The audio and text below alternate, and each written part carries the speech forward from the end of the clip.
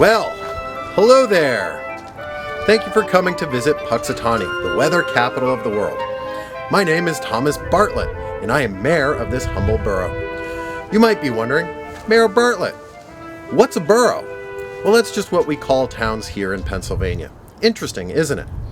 Well, hopefully you'll learn other interesting tidbits about our town, our most famous Groundhog's Day celebration, and our furry-faced friend.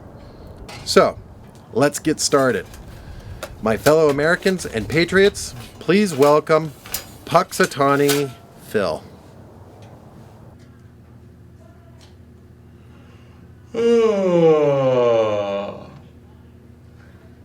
man, it's bright out here. Crazy dreams. Wait, who is this guy? Hey, put me down. Hey, sir, put me down, sir. Never mind. Now I'm remembering.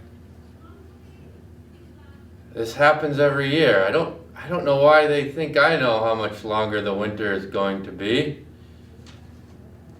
What's a woodchuck to do around here? Just trying to stay warm underground, and they pull me up and make me look at my shadow and drink this weird potion. I feel like I've been doing the same thing over and over again for over 130 years. Whatever. There's my shadow. Looks like another 6 weeks of winter. You happy? Can I go to sleep now? All right, well, thank you, Phil. Back you go. We'll see you next year. Next up, we'll go back in time to hear from the visionary newspaper editor, Clymer Frias, who first came up with this marvelous idea. Hello. I'm Clymer H. Frias. I had heard word about a groundhog club that had been happening. So I thought in Puxatawny, why don't we start one? And I had been the editor of the Puxatawny Spirit.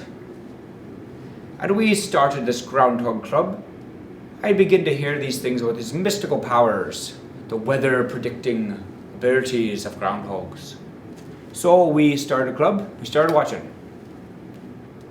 And I thought to myself, well, you could make some money off this. So I patented the Groundhog Day. The Groundhog Day, people would gather all around up on the hillside, they'd chew on some mutton, and they'd be watching the groundhog see his shadow. Well, I thought this was a great thing. And so Groundhog Day is really the responsibility of me, Clymer H. Frias. Now back to fun and folklore with Anya Baird. Historically, many pagan cultures have celebrated the beginning of spring on February 1st or February 2nd, which falls halfway between the winter solstice and the spring equinox. One celebration in Gaelic cultures is called Imbolc, and that's sometimes called St. Bridget's Day. And Imbolc involves a feast, lots of candles, and a special bed for the goddess.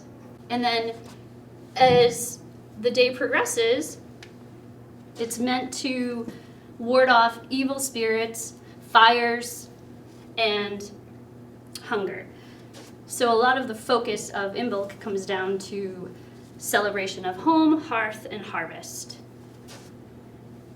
Imbolc fans wear crosses made of straw or thatch, and it is very similar to Candlemas. Candlemas is a Christian celebration that's held on February 2nd, and Candlemas is said to be a compilation of 3 major occasions: the presentation of the baby Jesus, Jesus' first entry to the temple, and the purification of the Virgin Mary. It also involves candlelight and bells shaped like snowballs, which represent hope. Many speculate that Candlemas is actually a knee-jerk reaction by Christians to separate themselves from the pagans, and so they created Candlemas as a way to differentiate that. But since we now worship the groundhog, you be the judge. Well, that's today's show. Thank you all for coming by and visiting Puxatawny. Hopefully we'll have happy and warm weather in the future. See you next year. Bye.